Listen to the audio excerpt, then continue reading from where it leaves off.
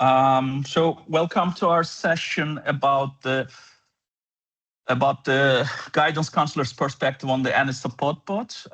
Today we have Salla Kulmala from the Häme University of Applied Sciences. Me, I'm Hakan. I'll be your host today, and I'll try to do my best, to make sure that this session would be very interesting and useful for you. So basically, the outline of our session is I'll do a very, very short intro about what we do at Häme for the ones who might not be familiar with us. And then we will turn to Salla and hear about her experience and what they do at HAMK, one of the biggest universities of applied sciences in Finland. And then later we would switch to a more like a discussion mode where I will be posing some different questions about Salla's experience as a guidance counselor and their experience with their students. But of course, the floor is always open for more questions coming from you, from all of our guests. So whenever you feel like, feel free to drop your question into the chat function. And I'm sure that Miska and Jonas from the Häme team, they will help us to go through your questions too. Otherwise, if you also would like to join the discussion, please feel free to raise your hand, and we will make sure that we will loop into the conversation with Salla. But basically, what we do at Häme is we create basically both traditional and AI-powered chatbots, which proactively engage with students via instant messaging channels, may it be SMS, WhatsApp, Signal, or RCS. This enables universities to give automatic smart answers to common questions 24/7. And whenever, of course, there's a need for real human support, the bot is smart enough to escalate the situation to professionals and help the student to get the adequate support that he or she needs. Our mission is simply to prevent 100,000 dropouts by the end of 2027. When you think of dropouts, it might be dropouts from the studies, but actually in practice, in reality, it can be dropouts of any communication situation where the student communication between the school and the university and the student breaks up. So we are here to support universities at every stage of communication where students need your professional guidance, professional support. And as a company based in Finland, we're already working with many Finnish universities. We are partners with many Finnish institutions, but currently we are also doing lots of pilot projects in the Netherlands, in Spain, and in Estonia. All the team, we're coming from a educational background, so we love research. We love research collaboration a lot. So with every pilot projects we do with you, we do with our partners, we also try to come up with some different research papers related to student support with AI. Usually, of course, as you know, it's the hot topic nowadays. So that not only the universities would benefit with our solutions, but also the academia would also benefit with all the data and know-how we are gaining through our work. But that's pretty much from my side for now. I don't want to take more of your time so that we could focus on what Salla has to share with us today. So Salla, the floor is yours, and I will be at your service anytime you need me here. Thank you very much. Yes, so hey, sunny Friday greetings also from HAMK Riihimäki campus in Finland. Nice to see that there are so many people participating today. I assume that my screen sharing is okay. Yes. Can you see? Yes. Good. Yes, we can see it. Yeah. So I'm giving some insights on guidance counselors' insights on Häme, and also some insights, ideas on general level on AI and guidance related. So first, a short introduction, then I will tell what we have done at HAMK with Any Advisor Services. I have here many of my colleagues and our main user, Kati, as well. So I might ask you a question or feel free to comment, or you can maybe in chat write if you agree or disagree on some areas. And then at the end, briefly about how AI could be possibly used in guidance and what, for example, practical things I have done on that. Yeah, so my name is Salla Kulmala. I work as a guidance counsellor at Häme University of Applied Sciences. I'll be referring to HAMK also later on. I've been doing the guidance counselling work a little bit more than 10 years, and before that, very many different activities, also some development projects related to guidance counselling. You will get the slides, my slides afterwards, so if you want to check on some links or something, then you can freely do so. I'm not going to stop into all of it, but I have to tell that my kind of path with guidance and artificial intelligence started in 2019 when I started my master's studies alongside while I was working. They were in the business field, but my thesis was about how AI could be used in guidance counseling and in study guiding. And it was time before any of these large language models. So I kind of took a look into the topic before ChatGPT and all these others came. And it was actually really interesting because there was not too much going on at the moment.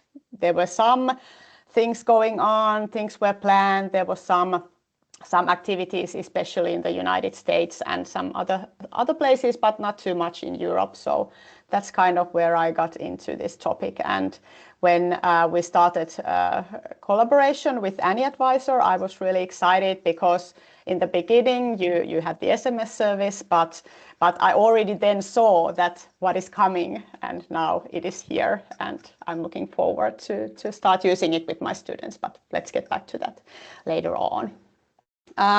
So Häme University of Applied Sciences, I'm not going to go any much too in details, but we have approximately 10,000 students, international ones, Finnish ones, full-time students, part-time students, bachelor, master, and so on. So you kind of get the scale, what is the amount of people we are dealing with. And we're located in southern Finland in different towns, and we have several campuses, and we are the approximately 8th largest university of applied sciences in Finland, so medium size or maybe big size. I don't know exactly how it will be scaled. Yep, but let's move on. So we started in 2024 with Any Advisor SMS bot. So I have here collected some of the different testings or pilotings that we did during 2024 and also spring 25. We thought in the beginning that we will try a little bit different things and see how it will work and what are the results, and all this was, the idea was that after all these experiments, we will get some more experiences ourselves, and then it will be easier to determine how is it that we actually want to use this service. And during this time, we have also met other people who are from different organizations who are using Any, and it has been interesting to discuss and hear what others are doing, because it's not worth kind of inventing the bicycle again, but we can do it kind of together and with Any support. So that is something I really enjoy in this. But in the beginning, when we were piloting the service, we did it with the first year students, with the students who are at the end of their studies, and different kind of target groups in different kind of times during the year. So there was many different SMS campaigns during the pilot phase. And not all of our degree programs joined this in the beginning. There was something like 4, 5, 6, maybe 7 degree programs, and we started with the Finnish degree programs because it was easier to do it in one language in the beginning and to get the experiences from this. What we are doing at the moment, we have the service now on, and it's part of our kind of guidance process and communication channels. We have at the moment this full-time campaign. It started last autumn. So every week there is a SMS delivery for certain students who meet the conditions of the what we have determined. So they need to have been at least 2 semesters present. So the SMS won't go to students who haven't started at all their studies. And then they need to have less than 15 credits from last 6 months. So the idea is that they have somehow delayed in their studies. They are not progressing as they should, because the normal amount that students should get every year in Finland is 60 credits. So during last 6 months, less than 15 credits. And we changed it a little bit. Earlier it was 10, and now it's higher so that we can reach out more students. And so all the students don't get the SMS every Tuesday. If they get it this week, then there is this kind of buffer time. They will get it second time many weeks later. Was it 13 weeks or so? So they are not kind of bothered every week, but there is a chosen system behind it. And the other one that we are, I would say it's also a little bit testing, because this doesn't have to be kind of set up for the entire future. We can do something this year, then we can do something else next year. We can try different things. Does it work or not? And then we can try something new. So I wouldn't say this is a system that comes and stay as it is, but we can edit and modify it as we see what happens and what other different needs that come up. So this spring we have had this SMS campaign that the main idea is to enhance graduation. So to find those students who might be still missing something, they might need a little bit support in order to graduate in time. And in time I mean, like, if you are an engineer student, it's 4 years is the regular study time. And in Finland, the funding of universities of applied sciences is the biggest part from the money comes from the students who graduate on time. And that's why it's really important for us. And we kind of, it's most useful and efficient to put kind of a lot of effort in getting students graduating on time, because it's more beneficial for us in terms of funding. So we have now these 2 campaigns going on at the moment. And I took some stats from the whole time we have been dealing with any advisor, and students have received SMS. So it might be, if you're on a small screen, it's not too visible, but the first chart on the left top side, you can see all of our SMS that we have sent. It's 2,344, if I took the data correctly. But you can see that it's a lot of students. Actually, those are the ones who responded, but 5,500 is the total amount. So a little bit less than half, 42% have responded to the SMS they have received. And we have discussed a lot with any advisor people that is it actually a weak rate or is it a good rate? At HAMK, we think if 42% of students respond, it's good. It's good. And as more as we get, then of course it's better. But then of course interesting is also that how many of those students have said that they need support. So it's total, it's on the left downside. So 370 students have responded that they need support. So of course there might be some students who would have contacted us anyways, or who we might have contacted them, but this is kind of very effortless guidance that takes place this way, because then the student is active and it's very low threshold way to contact us. So 370 students have got a contact and help, hopefully, during this. There is some other stats, but I'm not going into this. And now we have support campaign. I will show it as well, put it a little bit bigger. So this is what we started last autumn. So it's the students whose progress in studies is delayed. So this has been going on since approximately October 25 until now, or actually the date was final day of March that I took it from here.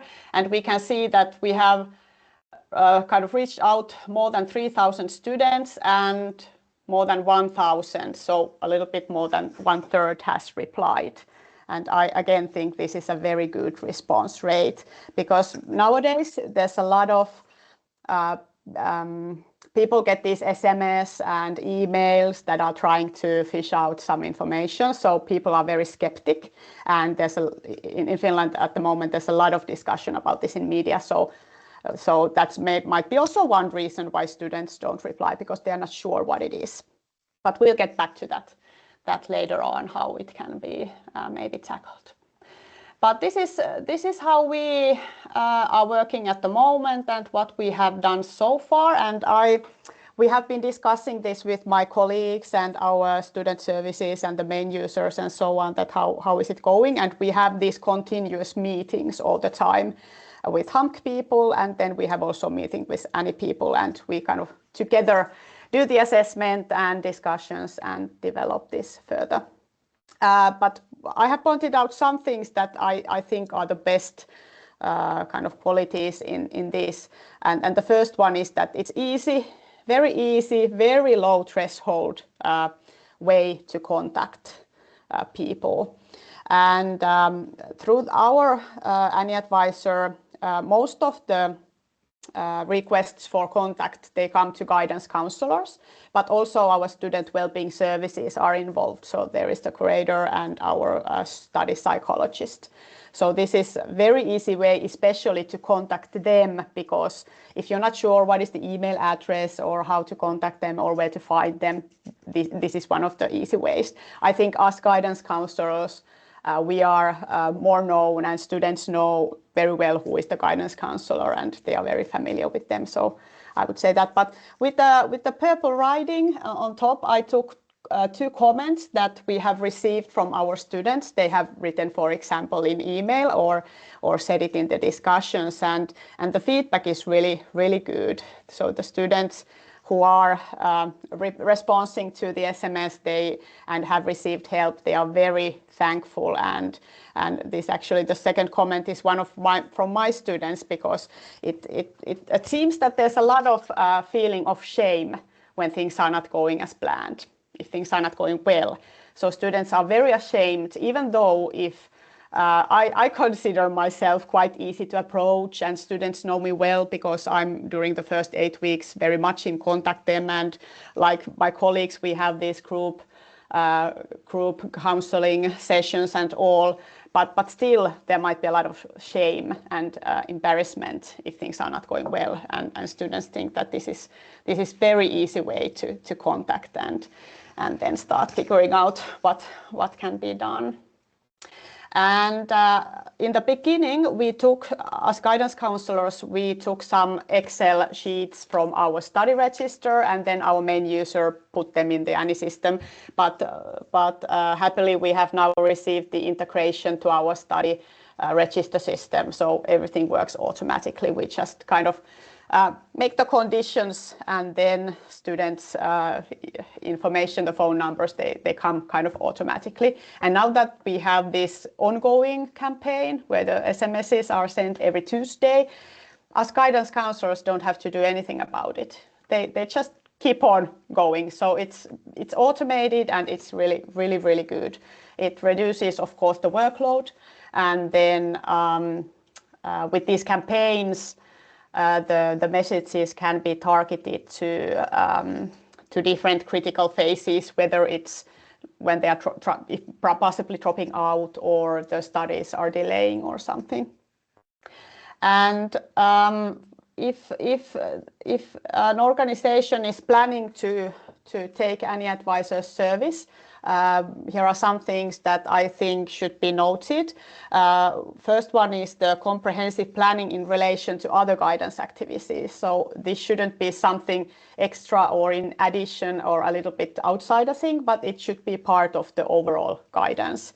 And there it comes to the next point, so that the students should be sensed from the very beginning of the studies, they should be aware that, hey, we are using this AnyBot, and if you receive a message, it comes from this number, it's totally okay, and I recommend, of course, responding to it. So it should be kind of created as part of this, and I think even though we have had this at HAMK for a couple of years, we probably haven't succeeded in this as well as it could be done, but we are working on it. And not all degree programs have been participating for a long time, so also for some degrees they might have just joined this last autumn, so they haven't yet even had time to do this sense from the beginning with the students. And what I think is the best benefit of this whole system is that when the student gets the SMS, then they reply to it, then our guidance counselor, or it can be also another staff member depending on what the student is replying. Then I get the message from any advisor service that, hey, this student needs help, and then I go to the system and reply to the student back. And I always, for example, reply in any system so that the student gets, so that the conversation stays in one place, there where it started and there where the student first kind of put the hand up that I need some help.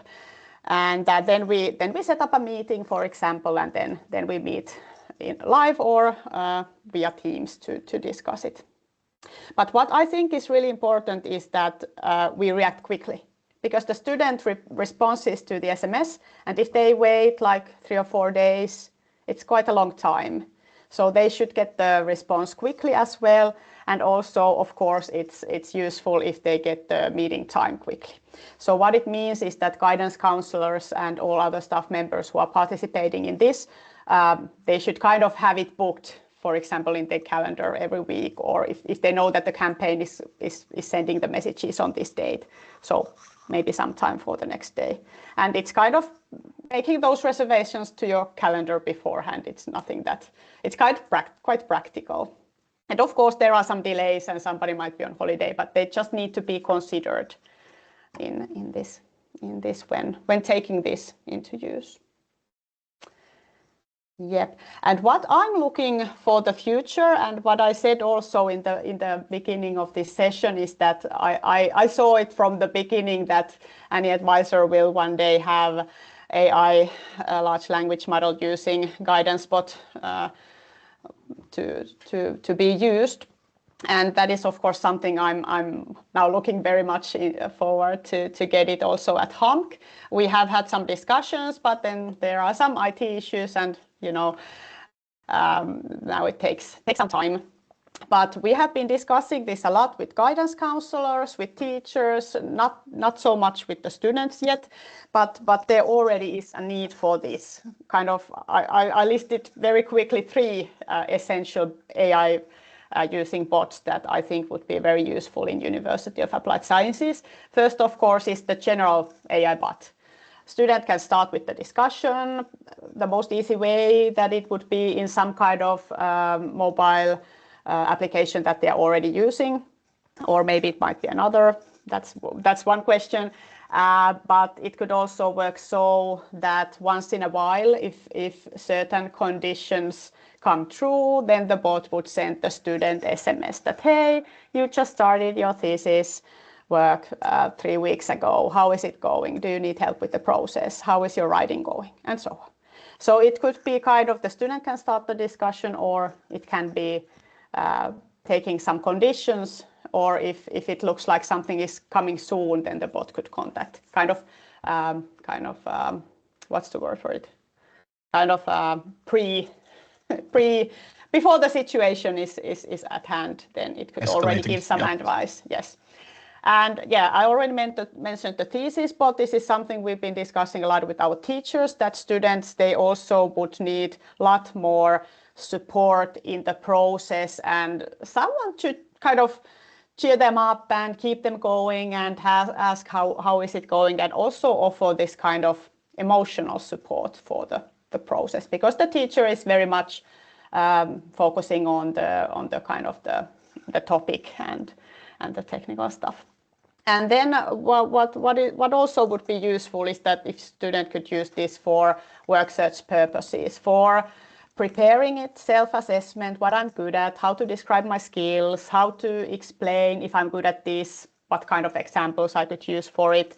Then of course finding the companies, the opportunities, making the cover letter, CV, and other documents. So I could write a very long list where are all the different areas where this could be used. So this is something I'm very much looking forward in the future to get. Yep, but in the invitation for this webinar, it was written that higher education institutions are facing high volumes of repetitive inquiries, and while we are striving to give timely and personalized support at any times, any location, and so on. And what we are all probably asking ourselves is that how we can scale the support without losing the human touch, and what are the areas where maybe some AI tools or some others could be helpful. And I took this question and then I wrote down what immediately came to my mind. So AI is one thing, but there's a lot of other things all us organizations and all us individual as employees can do. And in order to take AI somehow as a tool or to support guidance activities and processes, there's some other things that I think that are important to consider first. And one thing is, of course, the processes and the activities we are doing, the services we are giving. So they should be kind of fluent. We are focusing on important stuff. We are not doing something that's not worth. If some process is too complicated, then we just need to simplify it if possible. So leaning the processes overall related to guidance. And we can also take it from the student's perspective, that are the processes clear when they are dealing with different parts of the organization and different services. And it comes to the focusing on relevant issues, and if there are some tasks that maybe are not useful or shouldn't be part of our activities, maybe those could be taken away. And automating everything possible. For example, how Annie works at the moment, that we make these conditions and then the SMS goes directly from the system and we don't have to do much there in between. So that is something I mean, that if there are things that can be automated, no AI necessarily required in many areas. And one important thing is that when we are talking a lot about these digital tools and AI and all that, is that cooperating with different people and networks. We don't have to do everything ourselves. It can be done with technology, or it can be done by other people or together with other people. So I think that's something we should point out whenever we are dealing or thinking about these digital and technological tools. And then, of course, the artificial intelligence is one of the things that we can take into consideration, and something that can support guidance and support the student. When we are thinking about how to use AI or where it could be used and so on, or these different large language models, I think it's important to think about what is the perspective we are discussing. Are we thinking about the learners, the students, the ones who are the target of the guidance? Are we thinking about their activities, how they are doing, how they are learning, how they are helping themselves and so on? Or are we thinking it from the staff members' point of view? Are we thinking about our work? Are we trying to make our work more efficient as guidance counselors by kind of targeting to our tasks? Or are we thinking about the guidance, the kind of the objectives, for example? And then of course, one perspective is the organization and what is related to different information systems and so on. So it's from whose side we are looking the topic, and do we remember to consider all of those? I think that's important. And I said already a little bit about the second bullet point in the previous one. So are we considering, when we are talking about AI and guidance, how can we use AI in guidance? Is it a support tool or is it replacing something? So do we talk about the objective of guidance? What are we trying to achieve with guidance? Is it graduation, or is it professional growth, or is it kind of the student self-assessment, work-life skills? What is the objective of the guidance we are aiming at? And then there are different themes of guidance: career guidance, choosing courses, finding job, all these different themes. What can we see from there? What could be maybe useful? I already mentioned the work of a guidance counselor. When we talk about guidance, do we mean the guidance the student gets, or do we mean the work that the guidance counselor does? Because a lot of the work is not guidance; it's emails and bureaucratical stuff and so on. And then, of course, the activities of the person who is being guided, the student, the learner. And traditionally, different AI bots, for example, they were more into informing or information search, or they were kind of service guidance. Person starts to talk with the bot, and then very quickly it says that, hey, maybe you should discuss with a real person. Here's the contact information, or book the time, or like in any SMS bot. I, as a guidance counselor, get the message that student needs help, and then I contact. But there's a lot of different pilots and testings and services that have grown around this emotional support. So not just giving information, but asking, how do you feel, or what could be the different possibilities or options where to choose. So what these current large language models are making possible is kind of combining these both. I have had this kind of line in my AI guidance trainings like 1 year ago and 2 years ago, when there wasn't too many of these emotional support bots, but now they are coming in different areas. So maybe it's not a question anymore, but maybe it's more like they are combined and it's coming. I have here one practical example on, for example, how I have been using Notebook LM with my students in guidance.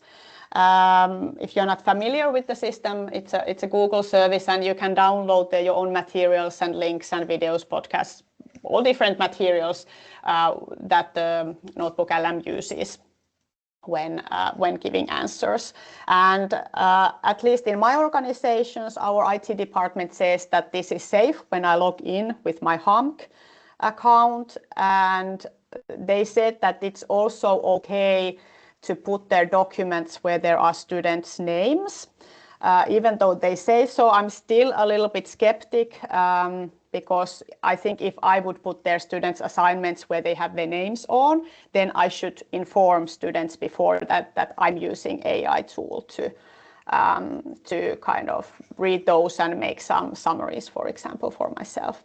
But I didn't tell students in this experiment, so I edited the document so that there's nobody's name. And when I was kind of doing the experiment, I also checked the documents beforehand so that I didn't put there anything that I thought that might be somebody's very personal information. I'll show you in next slide some kind of the examples. But what, for example, I have heard one of my colleagues has done is that when they started at HAMK, they put all our different instructions and guiding PDFs and all that, all the instructions and kind of rules, they put it in Notebook LM, and then they ask themselves questions that if student wants to do this, what is the appropriate way to do it? So they used it as kind of a mentor for themselves because they were not yet familiar with with all the criteria that we have. I have also done some students, they always give feedback when our study module ends. I took the kind of the open answers, then I put it to Notebook LM that give me a summary of these, and I this kind of experiments. And some of my colleagues, they have done some experiments that they put thesis there, and then they upload our thesis assessment criteria, and then they ask from Notebook Element that how does this work? Is it according to the criteria, and so on. So a lot of different kind of small testings going on. But last autumn I did so that my students, they write an essay and reflection about their own learning skills and self-management and time management. And I uploaded those assignments to Notebook, and then just a simple prompt. What tips regarding study skills and time management you would give to students who have written the assignment? I didn't use a lot of time. I just wanted to try what happens. And the results were actually quite okay. Most beneficial was the list in Notebook LM response. In the beginning, there was a list that these are the topics that came most often in students' assignments. I also read those assignments, but of course I have some kind of feeling that this kind of thing comes up, that kind of thing, and that kind of thing. But to be sure, I would have to keep some kind of record that what different topics come, so that I would say it. But as far as I'm considered, Notebook LM did really good job in there.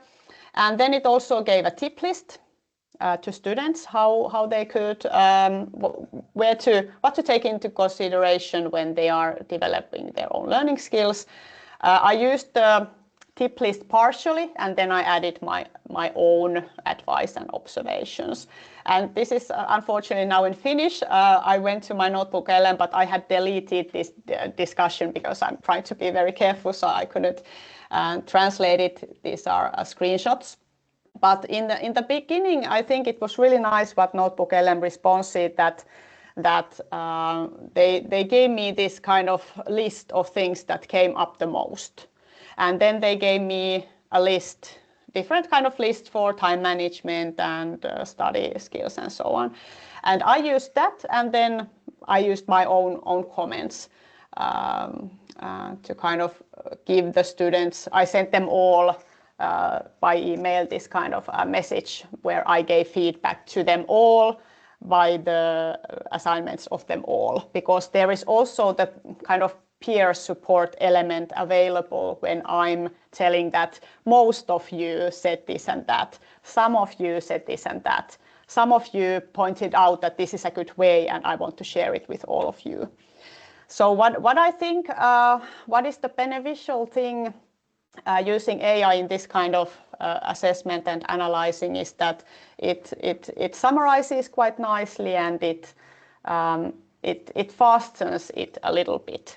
But of course, there is now the question that should I tell students that I'm using it, or should they be also using it? So this is something we are now discussing a lot with colleagues, for example, that if we are using AI in there, should we tell them beforehand? Maybe we should, but if I tell them that I'm giving your responses to AI, will they tell what is needed, or will they just tell some kind of general stuff and they kind of don't have the motivation to do it properly because they think that I'm reading it not at all, only AI. So there's a lot to consider when using it.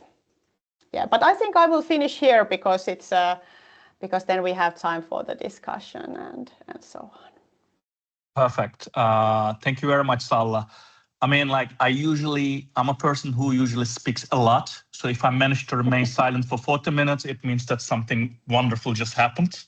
So it was a great pleasure to listen to you. So for the others, if you have any questions, feel free to post them in the chat. Or of course, along the way, feel free to join the discussion. So I have a few questions for Salla, actually, and I want to kind of initiate the conversation by actually asking her. Now they're just about to start using the AI-powered version of Annie. And Salla already explained that, like, how actually AI is already affecting her job. So let's assume that, like, in a couple of years, in the year 2028, 2029, by adopting AI into your work, how do you see the nature of the counseling profession is changing or will change? Yeah, microphone on easier. I hope and wish that some kind of routine work and constantly informing and reminding some practical issues for students is something that I don't have to do anymore. It would be nice that the information would go through, for example, chatbot, or if students, they have some basic level general questions. I think most of us guidance counselors receive emails like, when is the summer holiday, or something very practical, and the information is online, for example. So I hope that these kind of things somehow will be handled by AI, and also maybe some kind of routine work could be also kind of outsourced to AI tools. And one thing that also came to my mind is that I saw some, it was a presentation or maybe an advertisement of some kind of service where students can get prepared with AI for the upcoming guidance meeting. So that actually might be something nice to have, because sometimes the students, they should do a little bit work beforehand, some self-assessment, checking their own credits and plans and so on. So they would be a little bit more prepared when, for example, coming to meetings. And just a follow-up question to this, do you see any parts of your work which AI can never replace? I've been discussing a lot with AI, like I'm a student and I'm asking questions and so on. So AI is very empathic and giving really nice kind of supporting answers and feedback. And earlier I would have said that it's the discussions that AI cannot replace. But actually in many areas, I think AI can also be useful. But especially when you have to consider the overall situation of the student, there might be a lot of things that the student doesn't tell, but you can kind of see it from the movements and facial expressions, and then you can ask a lot of other things which actually might have a big difference to the solution, or what are the next planned steps, for example. So I think I think that AI cannot replace that kind of overall situation, looking and finding the different things. Yeah. I'm also very curious about, like, the students' aspects on such tools. And actually, Miska has posed a very good question in the chat, and I'll just read it out.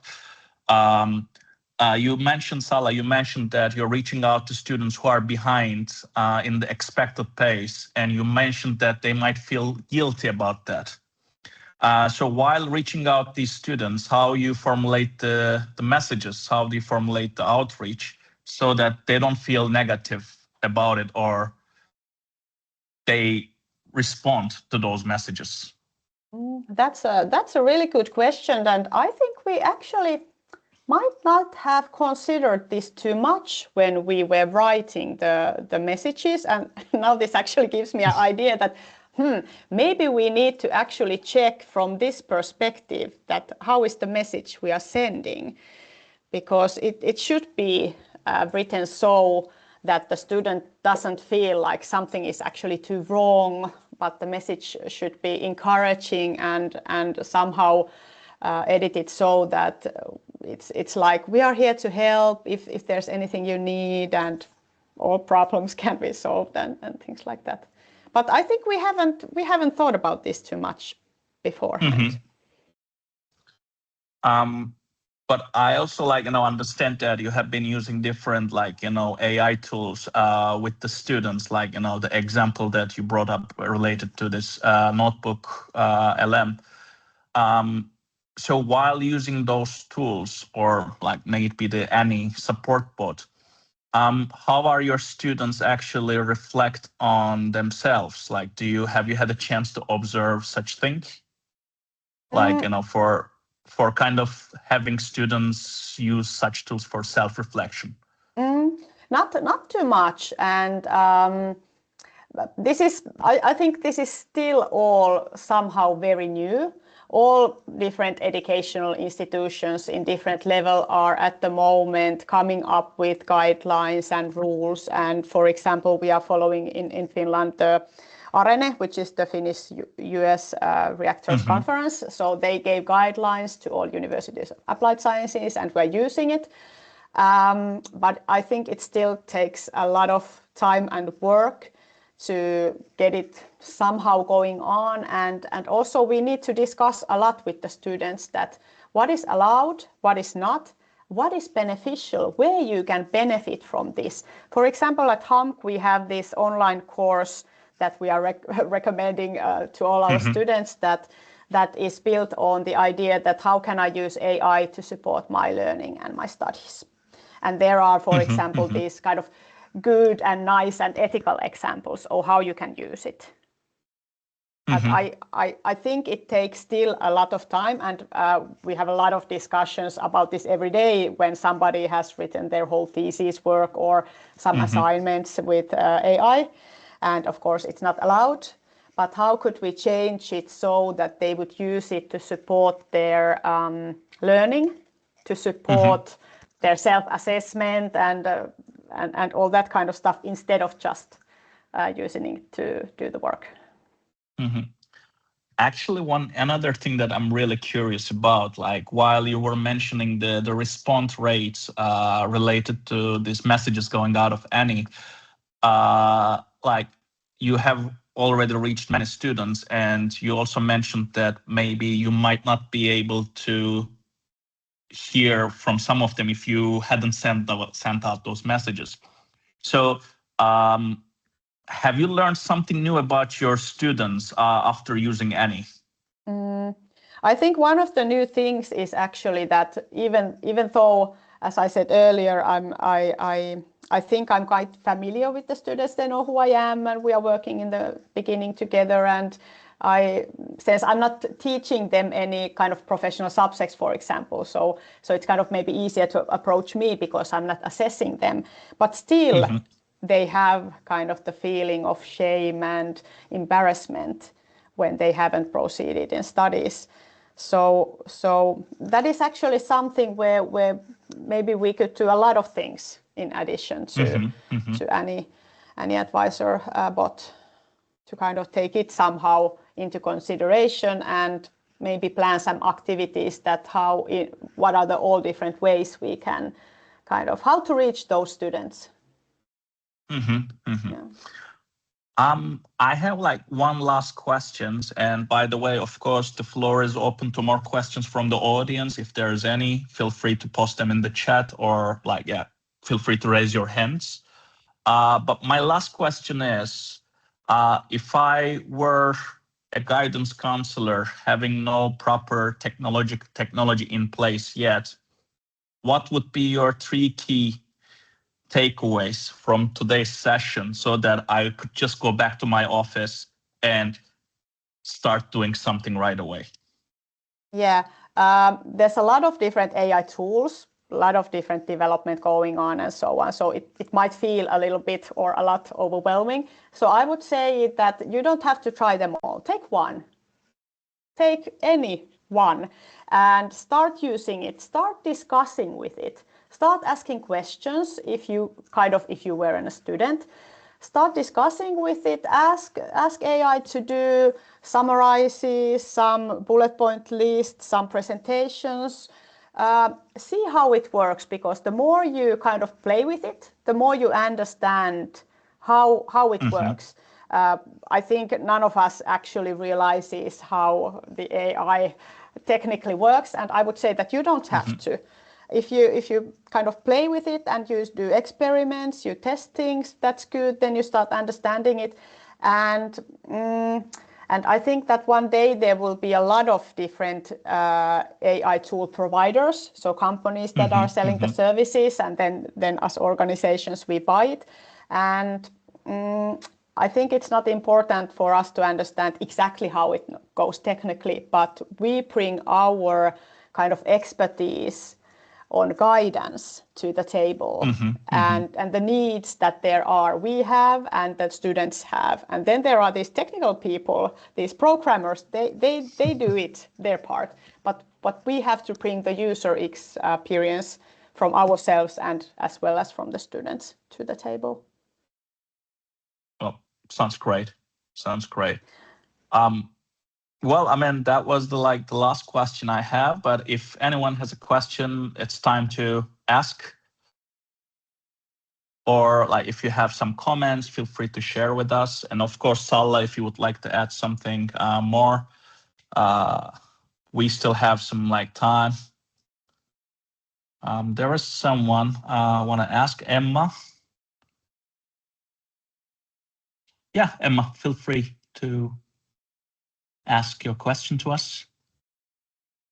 Mic on always helps. Oh, yeah. Microphone helps. Hi, Emma. Yes, we can hear you. Yeah, this is Emma, connecting from the south of Spain. I actually first heard about your tool quite recently in educational forum that some of your colleagues attended. So I was quite curious about it. I don't work as a guidance counsellor as such. I'm involved in academics and learning technologies. So yeah, I was quite interested in learning a little bit more about your tool. And one of the things that I found very interesting in the discussion and the presentation, Salla, super grateful for that, is the importance, I think, of the human touch. Because a lot of the times, I think all of us, we've had experience and we carry on having experiences when calling a service provider and things, and you're going through all the different bots and things, and it comes to a point where it's quite frustrating, and even maybe the conversation ends and you haven't been able to solve it or speak to someone. So my question is, how do you ensure that human touch and personal communication is still there using this tool? Because I understand it's the first point of contact, maybe of testing out, and I understand afterwards there's a whole process of being on top of this now and contacting students. I was just a little bit curious about that side of things, if you can maybe give us a little bit of thank you. Thank you, Emma, for the question. Maybe Salla, would you like to talk about your experience at HAMK, or? Yeah, I would say that in our case is at the moment quite simple, because there is not AI in any bot in our services yet. It is the SMS, and the student quite easily, they don't have to choose from many different messages that what is the issue they have, and they quite quickly get the proposal that would you like to meet your guidance counselor, and would you like the guidance counselor to contact you. So in our case, I think it comes quite easily and smoothly. But I have seen the examples of how the AI any bot works, but maybe Miska has more insights on that. Yeah, so let's turn to Miska. Thanks. Yeah, just to continue where Salla left off, and hi, Miska from the Häme team here, and yeah, we work with a lot of universities also on the AI side, and I think for both, whether you're using rule-based or AI, it's a kind of balance at how pushy are you regarding getting students to staff. And we've done some interviews and experimentation around that, and sometimes students feel that it's too pushy, that they still want to reflect a little bit on the topic before they get to a person. But we basically try with Annie to be a middle step. A lot of people don't seek help when they need it, actually. So we try to make it a middle step that then encourages them to go to the staff. So it's not one of those chatbots where you actually want to talk to a person and you're forced to talk to a bot, it very early encourages you to go to staff. And this is something Salla also mentioned in the presentation. We even got this feedback sometimes that no, I was still talking to the bot. Like, why are you trying to forward me to something else? But it's very, very important that it feels like an extension of the university services, that it's not like, oh, instead of talking to a person, they've now offloaded it to technology. And that's something we're very mindful of in how we do it. I hope that answers the question. Thank you very much, Miska. Thank you. And now, okay, Jonas, I think you want to chip in too. Go ahead. I might add that we're living in an era when AI is really transforming a lot of things, and it's completely natural that some of students don't want to interact with this kind of AI, and it's totally understandable and accepted. And we have done some student interviews, student surveys, and we roughly see that it's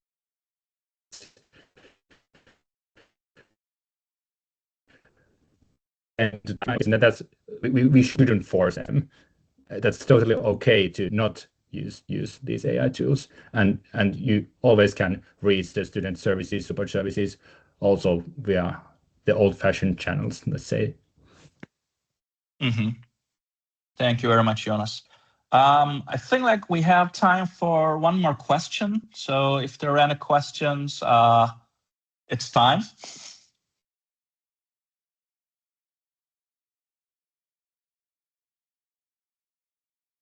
Maybe. Oh, there's someone. Eric, please go ahead. I don't know if we have an answer, anybody, for that, but it's. Let's find out. We still struggle with how does bringing technology into the process impact engagement with the institution and agency of the student, and also the people providing the services. So are we looking at building from kind of the workflow of the guidance counselor, for example? Are we looking at technology from that perspective?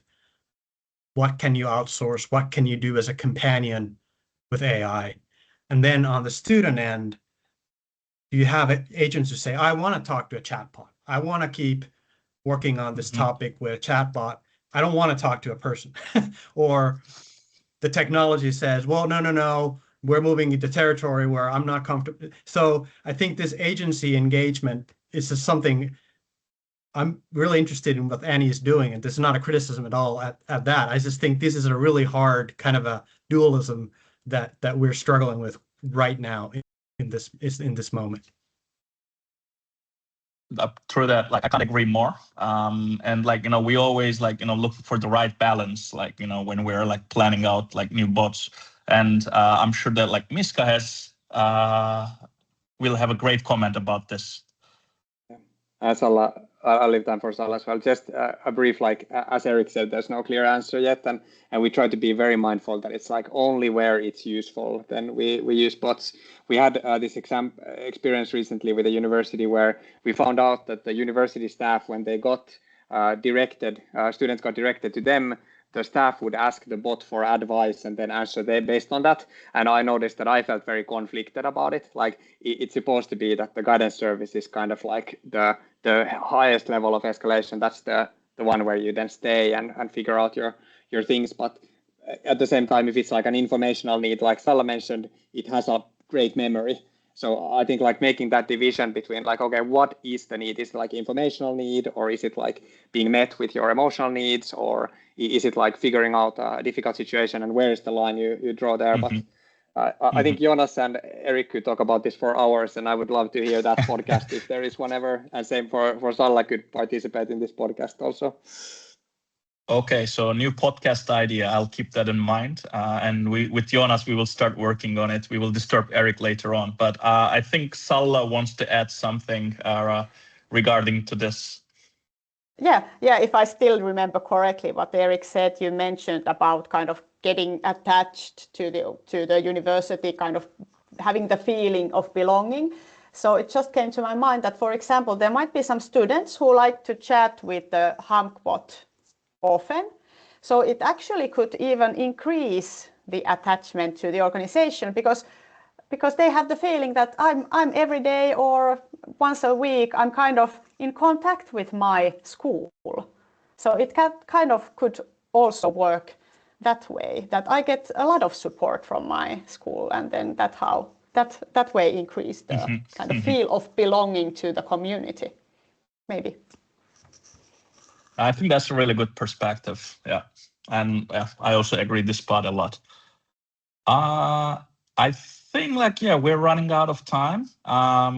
Well, so thank you very much, everyone, for joining us today. Thank you very much, Salla. It was an amazing presentation. Myself, I learned a lot. And thank you very much to everyone who has contributed. Just for the record, we will be sharing the recording of this webinar with you, and along with Salla's slides. And I promise you will get those latest on Monday. And don't forget that, this is a part of our webinar series that we conduct throughout the whole spring. So the next webinar will be in early May, on the 8th of May.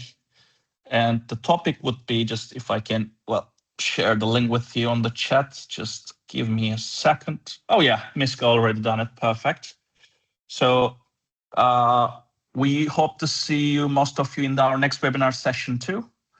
And until that, thanks a lot. Have a lovely weekend, and see you next time.